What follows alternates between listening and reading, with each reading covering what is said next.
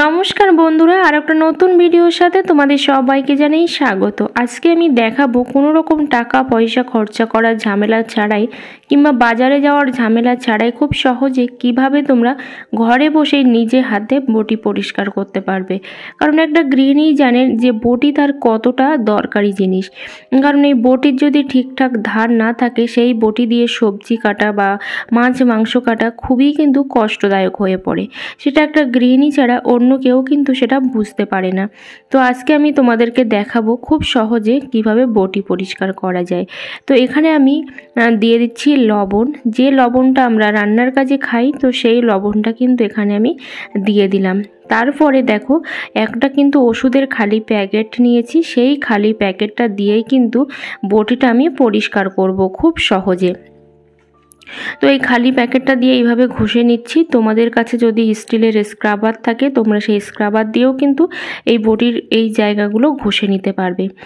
তো একটু সাবধানে করবে, যেহেতু ধার আছে, তো সেই কারণে একটু সাবধানে করবে। আর এইভাবে 5 থেকে 10 মিনিট ঘষলেই কিন্তু বটিটা একেবারেই চকচকে শুধু হবে না, যেমন আমাদের ধার প্রয়োজন ঠিক তেমনই কিন্তু ধার হয়ে যাবে। তাই অবশ্যই কিন্তু তোমরা টিপসটা ফলো করো।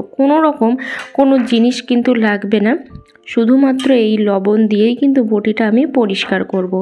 আর কোনো রকম ভিডিও স্কিপ না করে তোমাদেরকে কিন্তু দেখাবো যে কতটা ধার বটিতে উঠলো, তাহলে কিন্তু তোমরা সহজেই বুঝতে পারবে।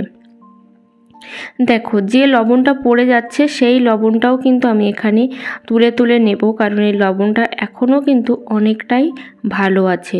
তো সেই জন্য তো এইভাবে সহজেই কিন্তু বটি তোমরা ঘরে বসেই পরিষ্কার করতে পারবে, আর কারোরই কিন্তু কোনো রকম প্রয়োজন পড়বে না। আর যেসব বন্ধুরা আমার চ্যানেলে নতুন, অবশ্যই চ্যানেলটা সাবস্ক্রাইব করে পাশে থেকো, অল নোটিফিকেশানটি অন করে দিও নিত্য নতুন ভিডিও পাওয়ার জন্য। আর যারা অলরেডি চ্যানেলটা সাবস্ক্রাইব করে দিয়েছো, সবাইকে জানাই অসংখ্য ধন্যবাদ। তো দেখো, আবারও কিন্তু লবণটা আমি তুলে এর ওপরে দিয়ে দিচ্ছি। তো তোমাদের কাছে যদি স্টিলের যে জালগুলো হয় বাসন মাজার, সেগুলোও যদি থাকে, সেগুলো দিয়েও কিন্তু এইভাবে ঘষতে পারো। সেক্ষেত্রে সাবানের খালি প্যাকেটের কিন্তু প্রয়োজন পড়বে না। তো কতটা ধার উঠে গেছে তোমরা দেখেছো। তো ভিডিওটা আমি 4 মিনিটের করলেও এটা কিন্তু মিনিমাম 10 মিনিটের মতো টাইম লাগবে। একটু কিন্তু হাতে টাইম নিয়েই কাজটা করতে হবে, যেহেতু এটা লবণ, একটু কিন্তু টাইম লাগবেই। সাথে সাথে ওষুধের খালি প্যাকেট, সেই জন্য কিন্তু টাইমটা দিতে হবে।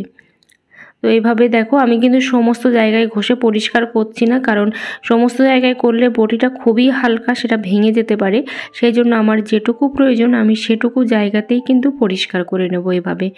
তো এইভাবে দেখো, ঘষে কিন্তু পরিষ্কার করে নিচ্ছি। শুধু পরিষ্কার করে নয়, আমি তোমাদেরকে কেটেও দেখাবো যে কতটা ধার উঠেছে। তো একটু হাতে কিন্তু টাইম নিয়ে করতে হবে, এটা আমি বারবারই বলছি। তো কতটা ধার উঠেছে দেখো, আমি কিন্তু দুটো পিঠই তোমাদেরকে দেখাচ্ছি যে ঠিক কতটা ধার উঠেছে। এভাবে সহজেই কিন্তু তোমরা বটি ধার করে নিতে পারবে। এবার দেখো, আমি কেটে তোমাদেরকে দেখাচ্ছি কত সহজে কিন্তু কেটে যাচ্ছে। আর এমনি হলুদ সবাই জানো, একটু কিন্তু চাপ প্রয়োজন পড়ে হলুদ কাটতে। এইবার এইটা যে তুমি ধার এইমাত্র তুললাম, এর গায়ে কিন্তু এখনও কি বলো তো, বালি লেগে আছে। যে লবণটা দিয়েছি সেটা কিন্তু লেগে আছে, খুব সহজে কিন্তু এর ধারটা আবার চলে যেতে পারে। তাই অবশ্যই কিন্তু এই বটিতে ধার তোলার সাথে সাথে এরকমভাবে তেল মাখিয়ে দেবে, সরিষার তেল, তাহলে কিন্তু ধারটা সহজেই পড়বে না।